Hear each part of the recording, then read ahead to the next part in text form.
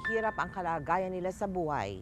Dumalas ang pagtatalo ng mga magulang ni Tinay na nagdulot sa kanya ng labis na kalungkutan at pagkabahala.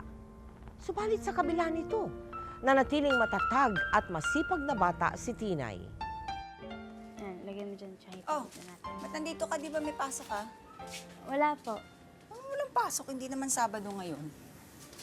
Nay, field trip po namin ngayon eh. Sabi niyo po, di ba, wag na ako sumama. Total, wala naman tayong pera. Ah, ngayon ba yun? Ako, anak, alam kong gustong-gusto mong pumunta doon, pero... Okay lang po yun, Nay. Okay lang. Total, sasama naman si Claire eh.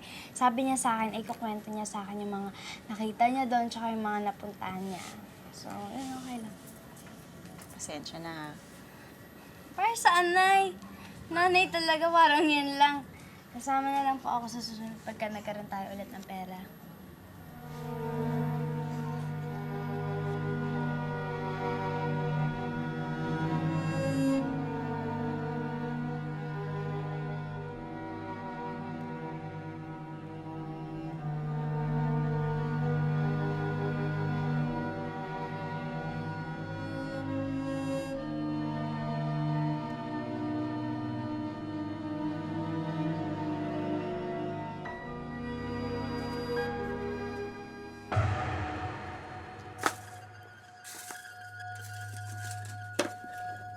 Kumingay.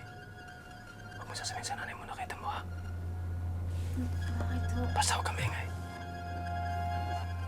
Kahit ang bangon mo bukas.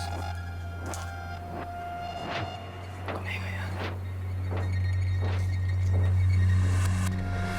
Napuno ng pagtataka si Tinay sa kanyang nadiskubre tungkol sa kanyang ama.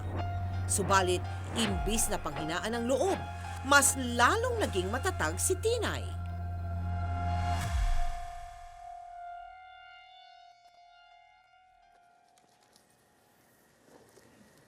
Nay, Hmm. hindi pa ba kayo tapos dyan? Ang dami niyo naman atang nilalaban. Eh, labado to ni Mrs. Manalaysay. Kitanggap ko na, imbis naman mamatay tayo sa gutom. Nay, sa tingin niyo ba makakapag-abroad ulit si tatay? Hay nako, yung tatay mo. Ewan ko naman anong pumasok sa utak niyan. Sinabi niya, tinatamad na daw siya sumakay ng barko. Eh baka naman po may problema si tatay kaya ayaw niyang pumunta sa abroad. Huwag mo nang intindihin yung tatay mo, ha? Yung tatay mo, kung ayaw niya magtrabaho, eh bahala siya. Kakaraos naman siguro tayo kahit hindi niya tayo tulungan. Nay, huwag kang mag-alala. Pag nakatapos ako mag-aral, tutulungan ko kayo. Magiging isang magaling na reporter ako. Katulad ni Susan Enriquez. Reporter? Gusto mo maging reporter? Eh, ba't naman yun ang gusto mo? Eh kasi, Nay, pag reporter ka, makikita ka sa TV. Makikilala ka ng mga tao. Tapos, di ba, Nay, malaki ang sahod ng reporter? Pag yumaman ako, bibilhan ko kayo ng malaking washing machine para di na kayo mahirapan dyan. Sige nga, pakitaan mo nga ako. O kunyari ako, ini-interview mo, anak. Sige nga.